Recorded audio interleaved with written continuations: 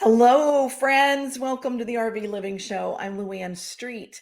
And today we're going to be talking about how do you get your RV mail? This is the number one question that I get asked when I tell people that I was a full timer or am a full timer. So stay tuned and we're going to dive deep into this subject of RV mail.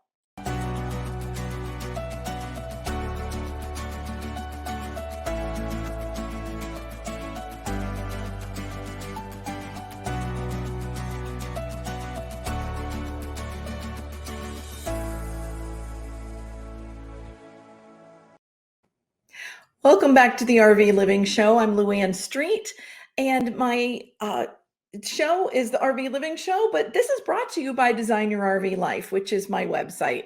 So if you want all sorts of ideas, tips, tricks, and hacks for your RV life, you can check me out at designyourrvlife.com. So today we're going to dive into RV mail.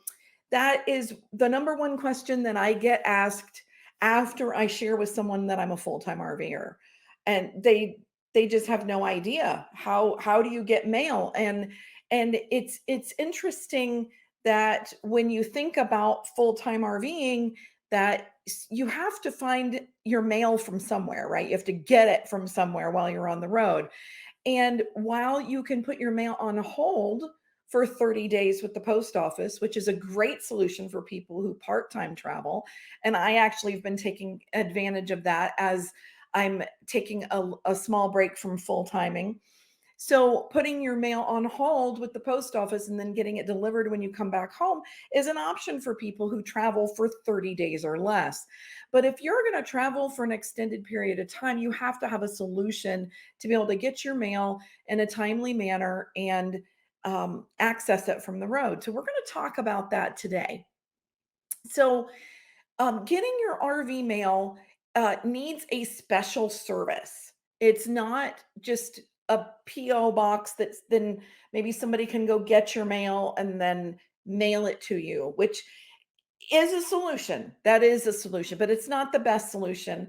And the a newer solution, or I should say, a more digital RV friendly solution is to have a mail service. And it's not necessarily a forwarding service. It's actually where you go and set up and you get an address to have your mail shipped or come to that box.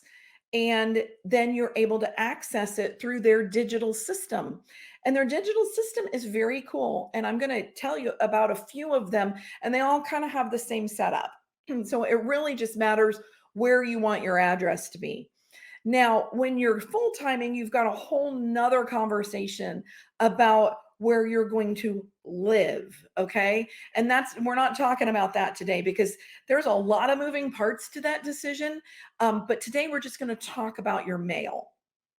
So when you set up service with one of these digital mail services, the cool thing is that your mail comes into your box at the mail service and they scan in the front of the envelope. And so you're able to log in online and see that you have a piece of mail and you're able to identify who it's from, whether you want to keep it.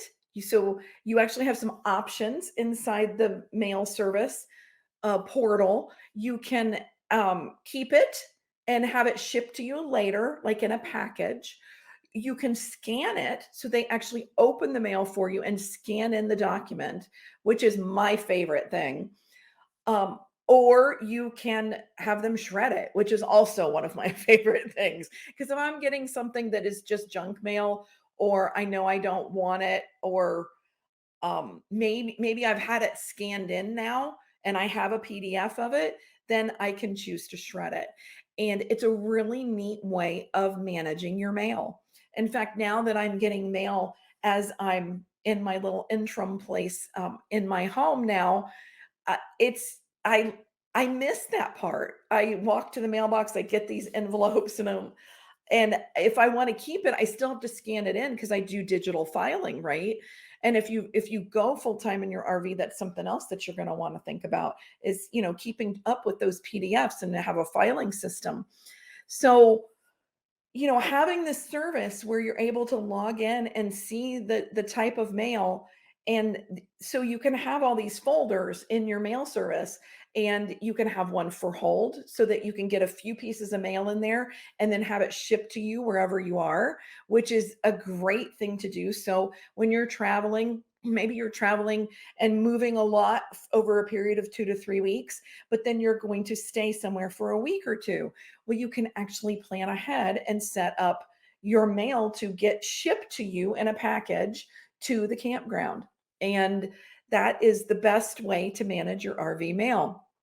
Now, if you are going to get packages to a campground, and this is, I was going to talk about this in a little bit. I'm going to share with you some different RV mail services, but getting mail order packages at campgrounds, there are a lot of campgrounds that let you do that. However, before you just go and decide to have something shipped there, it's always a good idea to ask the park office, to ask the manager, hey, can I get a package shipped here? And oftentimes, if you say, can I get mail here?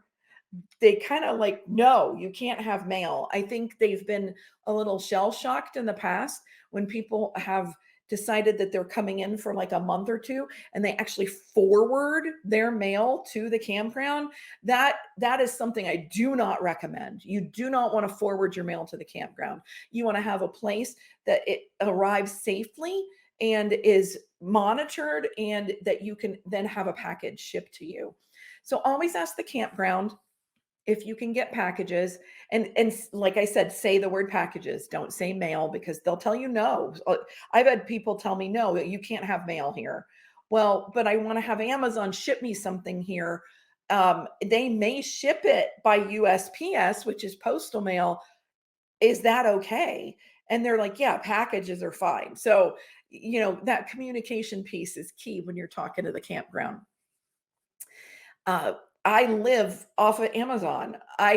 Lived off of Amazon when I was full time, because we could set it up. I knew I'd be coming into a campground. I would have already contacted the campground and asked, and I verify the address that I can have it sent to. That's important too, because maybe their mailing address where they get mail or packages is different than the actual address of the campground itself. So always be sure to ask that question too. So let's talk about a few of these services that are really handy for RVers to have. I still have mine in St. Brendan's Island, Florida. So there's a few that are like widely known among RVers. There may be more out there. And if you're in a certain state that you want to do some research, then type in RV mail in, I don't know, I live in Tennessee right now, in Tennessee, and see if they come up with something.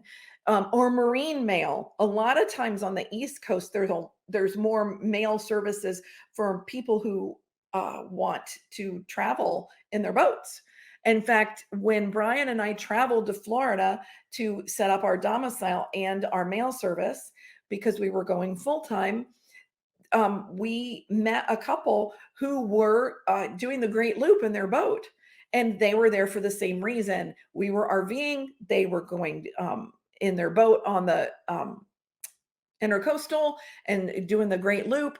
And so this is a necessary thing for people who like to travel. So there are some options out there. So let's talk first about one that you're probably super familiar with, and that is Escapees. Okay. So this is Escapees mail service. You can check it out here at this link. And when you set up mail with them, you can choose to have a Texas or a Florida address. They actually do both. So this is something that you can consider, especially if you're thinking about getting an address that you can use when you're full-time. Texas or Florida is usually a good pick for some people. And then you can choose Escapees, and you can check out their benefits at this link. Okay, the second one is the one that I have. And this is in Florida. It's St. Brendan's Isle. It's in Green Cove Springs, Florida. So I can tell you a little bit about my experience with this company. That have had them. I have had them for over 6 years now, and their service is flawless. I love this company. Their interface is very friendly. Now, I can't speak to the rest of them. I know that a lot of people use escapees and are happy, and use my RV Mail, which is another one that's part of Good Sam. So, but I can speak to this one. So, this little town is in Clay County, Florida, and we went down there, and it's a cute little town, and you basically can set up your address and get a street address, which is important when you do need a legal address. If you're just doing this for mail, that's not as important. And like I said, again, when you're full-time, you want to think about that domicile equation, where you're actually going to live when you're in your RV. And there's a lot of moving parts to that. So we're not going to dive into that, but a lot of times that decision is made in conjunction with picking your mail service. So St. Brendan's Isle is very friendly. They're very helpful. I've had things come in there that a package came in. I had no idea what was in the package. And I don't want to pay necessarily $10 or $15 for priority mail, because if it's a bigger piece of something, to be shipped to me, and if I don't know what it is. So I've actually called them, and they've opened up the box for me. They've told me what's in it. And then I can have it shipped to me. So, because they don't actually scan in things that are packages, they only scan in mail. So that is something to a neat little perk that you can get. Probably a lot of these places do that. So I just wanted to talk about that for a second. So that's St. Brendan's Isle. So you would have a Florida address. There are actually 2 in South Dakota, and one is dakotapost.net and the other is yourbestaddress.com. So I think both of these, one is in Box Elder, South Carolina, South Dakota, not South Carolina, and the other is in Sioux Falls. So if you're looking for a Dakota address, this is a place you might want to consider. There was another one that I guess I didn't save. It's my RV Mail. You can just type that in, and you can look at that and see if that's a good fit for you. They are in Crestview, Florida. So again, it would be a Florida address. So Florida is very popular because it is retirement friendly, and there's a few options there. So, and I went over all the tips for our part-timers, right? So 30 days hold mail. It makes it super easy. I just have to go online. In fact, I've forgotten a couple times. I'll take off in my RV on a trip, and I'll get to my first campground, and I'm like, oh, I didn't stop my mail, but I can get online and I can set it up, and they won't deliver while I'm gone. And then I can pick the day for when I get home, and it's all delivered to me. So that is a super great way of managing your mail when you're going to be gone for less than 30 days. And if you don't need access to it, because if I'm gone for 2-3 weeks, most of my bills and things are digital. And that's something as a full-timer, you're going to want to think about, if you haven't done that already, to really become more digitally friendly so that you can manage your stuff a little better. Okay. So I just want to tell you about this launch. It's called Launch Your Full-Time RV Life. And I'm having a workshop for people who want to go full-time. And since this is a full-time topic, I want you to know that there are, like I said, a lot of moving pieces to deciding where your domicile is going to be, where your mail is going to be. And this is just one part of your full-time transition. So if you have more interest in full-time RVing, if you want to clarify your decision, if you want to set your freedom date, if you want to be able to ask me questions, you can come and join this workshop with me. It's coming up in August. So check it out at this link. And I would love to have you join the workshop with me. So next week, we are going to look at, well, I didn't do a good job this week on my little notes here of what I'm doing. So sorry about that. But go sign up for the workshop. And next week, we're going to be talking about when is the best time for you to go full time. We're going to talk about that piece of deciding when, and then the how of getting into your RV for your full-time RV life. All right. So I'm going to jump in to the comments here and see who's with me live. I appreciate everyone showing up live. And okay, Kim says she's used my RV mail out of Crestview, Florida since beginning full-time RV a year ago. Sorry, guys, I'm getting hoarse.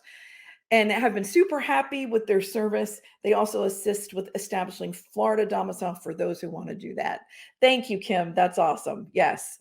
I know she has been very happy with that service. And it's nice to get those recommendations from people who have actually used the service. So, so just a little bit to tell you why I'm so hoarse. I went to Dollywood with my 9 grandchildren on Sunday and rode like 6 roller coasters. So I guess talking longer, I'm starting to get more and more hoarse because of all the screaming I did. So anyway, fun stuff. Kathy says, no desire for full-time, but all about lots of time RVing. Yes, that's right. That's an important thing, just knowing that you want to just travel and go places and enjoy yourself. That's what it's about. Thanks, Kathy. All right. Well, be sure to join me next week when I do talk about when is the best time for you to full-time. And we will talk some more about those full-time RV decisions. All right. We'll see you next week, guys. Be blessed. Thank you for joining me for the RV Living Show. I hope this episode helps you in creating an RV life that you love. Until next time, I encourage you to stop wondering and start wandering.